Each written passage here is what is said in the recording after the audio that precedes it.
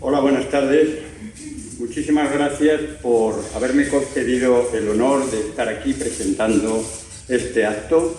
Muchísimas gracias a Pama, a Cálamo Librería, a Editorial Ariel y por supuesto a Pilar que me invitó. Yo solamente le pedí que me diera un sitio que oigo mal, que estuviera cerca, que pudiera oír bien, y cuando veo que estoy aquí, pues creo que se ha excedido en lo de buscarme un buen sitio, ¿no? Y lo hago con todo el honor del mundo para presentar a una persona que todos conocéis, una persona que en principio estamos aquí porque es una persona mediática, porque sale en televisión, lo conocemos habitualmente, ¿no? Se diferencia de otras personas mediáticas en que lo conocemos porque sale en televisión, y a Joaquín lo conocemos por lo que dice en televisión, que nos llama mucho la atención, que cuando vemos que está ahí prestamos atención a lo que está diciendo. Por lo tanto, una persona singular dentro de la televisión, ¿no?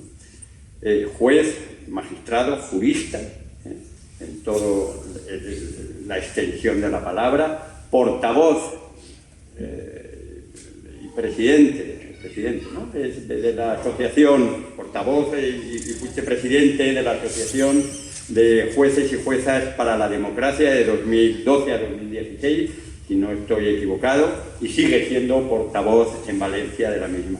Director, ponente de muchos cursos en la Universidad de Valencia, como os estoy diciendo, un jurista, un auténtico jurista. Jurista que ha declinado participar en política en determinadas ocasiones. Es decir, le han hecho ofrecimientos varios para formar parte de candidaturas de partidos políticos, y yo creo que en lo que es la imagen de su personalidad, de su integridad, las ha declinado en todo momento. Un jurista que ha desempeñado, como digo, puestos importantes a la hora de dar la opinión de sus compañeros, y para mí desde una doble perspectiva, un doble valor. En primer lugar, que lo ha hecho desde fuera de Madrid, desde Valencia, como podría haber sido desde Zaragoza, desde el ámbito periférico. Es decir, estamos acostumbrados a que nos hablan siempre personas de Madrid, desde la centralidad, desde cerca del poder. Llama la atención que alguien que está fuera, al margen de los círculos muy cercanos del poder, pues haya tenido el protagonismo que haya tenido. Y además como juez independiente e imparcial, como dice nuestra Constitución. ¿Por qué? Porque todos sabemos lo que conlleva el poder en el ámbito territorial, en el ámbito local, en el ámbito pequeño, donde un juez puede tener más fácil enjuiciar a la familia real que enjuiciar al propietario del periódico local, para que ustedes me entiendan. Y ahí está el valor de haber defendido su posición como juez independiente imparcial, saliendo desde un ámbito territorial. Pero además lo ha hecho desde una asociación profesional que normalmente se califica como progresista. Y lo ha hecho sin estridencias, sin sectarismo, sin ideologías ortodoxas, sin seguir una ideología preestablecida de ningún partido político, sino defendiendo simplemente la razón jurídica, la razón del bien común y la ley. Al final lo que se demuestra es que esto precisamente es lo que hace que sea progresista. No hay nada más progresista que defender posiciones desde la razón y desde la ley. Por lo tanto, efectivamente nos vamos a encontrar con un juez progresista.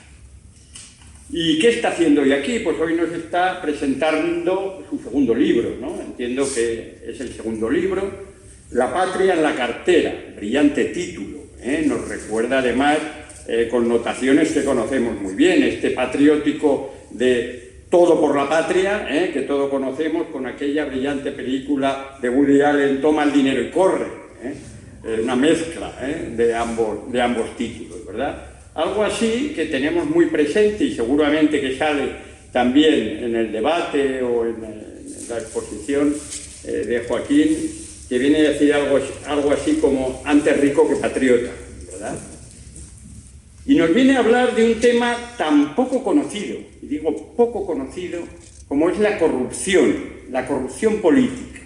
Y dirán, ¿cómo va a ser poco conocido en este país hablar de la corrupción política? Cuando se lean el libro verán por qué es poco conocido. Lo hemos conocido poco, que vean la extensión de lo que estamos hablando, la corrupción política. La corrupción política es, resumiendo, y nos lo dirá mucho mejor Joaquín, aprovechar el poder para fines diferentes al bien común. Aprovecharse del poder cuando tú tienes el poder. Aprovecharte el poder para ti y para los tuyos. Aprovecharte del poder para algo diferente al bien común. Como aquel anuncio que recordarán, seguramente, de la prueba del algodón, la corrupción es la prueba del algodón de un sistema democrático, de la salud democrática. ¿Quién manda y qué puede hacer cuando manda? ¿Qué fácil tiene a estar en actuaciones corruptas o no? Y para ello, nuestro autor en este caso hace un recorrido interesantísimo, como pocas veces habrán ustedes oído hablar de la corrupción, deteniéndose en la historia, en el derecho, en la política criminal, en la ética individual y colectiva. Cómo al final llegamos a la conclusión que es necesario que el poder se defienda de sí mismo. El mayor enemigo que tiene el poder es el poder, por supuesto. Es decir, lo primero que tiene que hacer un gobernante honrado es defenderse de sí mismo, del poder que puede llegar a tener. Y por lo tanto, eso es la corrupción. Cómo los ciudadanos, cómo el propio poder político nos defendemos del poder, del uso del poder, de la desviación del poder y de quienes lo ejercen. A partir de ahí, una sociedad democrática tiene que saber qué armas tiene para defenderse del poder, del mal uso del poder. Y eso es lo que nos va a acompañar nuestro autor en su libro, para explicarnos cómo se ha ejercido el poder y cómo nos hemos defendido o cómo no hemos podido defendernos de ese poder. Habla de nuestra historia. Cuando estamos hablando de lo que hemos oído hablar de la presidenta, la importancia que tiene nuestra historia reciente, el franquismo, la dictadura. Un régimen absolutamente corrupto por definición. Y cómo somos herederos de esa etapa, cómo no hemos podido quitarnos el lastre de un régimen tan absolutamente corrupto. Cómo los políticos que tenemos ahora siguen siendo, en buena parte, herederos de aquellos vicios del poder. Vamos a hablar, o nos va a hablar, de qué mecanismos estamos utilizando para defendernos de ellos. ¿Qué hacen los partidos políticos? ¿Cómo se financian los partidos políticos? ¿Qué herramientas tienen para elegir buenos políticos? ¿O cómo no utilizan ninguna herramienta para elegir buenos políticos? ¿Qué hacen las instituciones? ¿Qué hace la Diputación Provincial para evitar la corrupción de las personas que están aquí tomando poder? ¿Qué hace el Ayuntamiento? ¿Qué es lo que hacen los ayuntamientos? El Poder Judicial parece que es la herramienta, pero sepan ustedes que tenemos un debate en el Poder Judicial. Estamos hablando de la judicialización de la política y previamente de la politización de la justicia. No sabemos si la justicia realmente nos está defendiendo contra la corrupción política. Las leyes fundamentales, nuestro Código Penal, las leyes de transparencia, ¿son suficientes o no han sido suficientes? ¿Cómo ha evolucionado la jurisprudencia? La doctrina Botín, se me ocurre así de repente. ¿Por qué se llama la doctrina Botín? Lo que podríamos llamar la doctrina Borbón.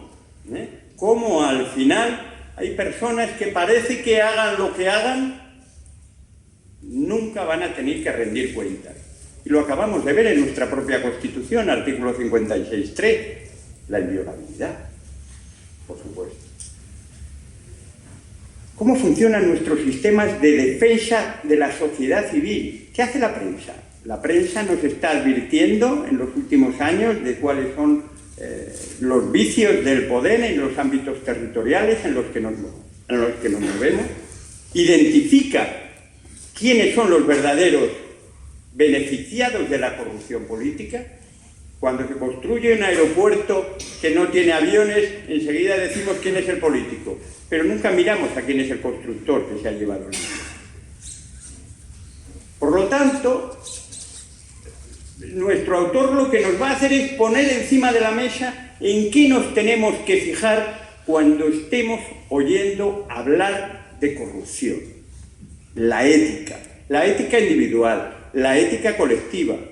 Acaban de ustedes oír a nuestro rey, bueno, más que oír, a leer lo que acaba de decir nuestro rey emérito.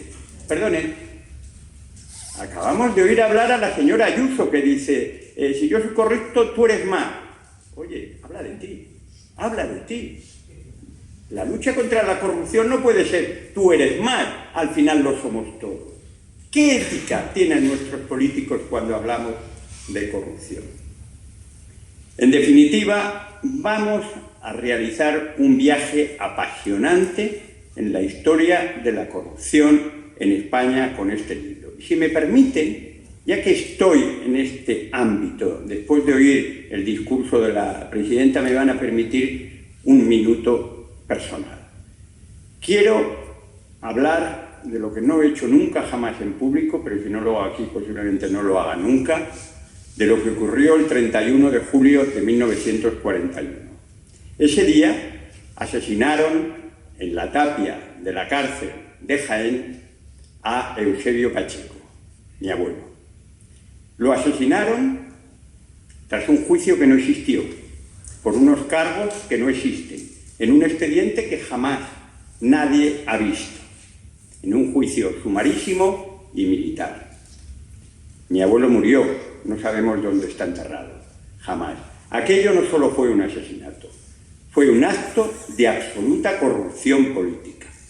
Y quiero que vean que la corrupción viene de muy lejos, tan lejos como los años que lleva muerto mi abuelo, como mínimo. Muchas gracias y vamos a ver.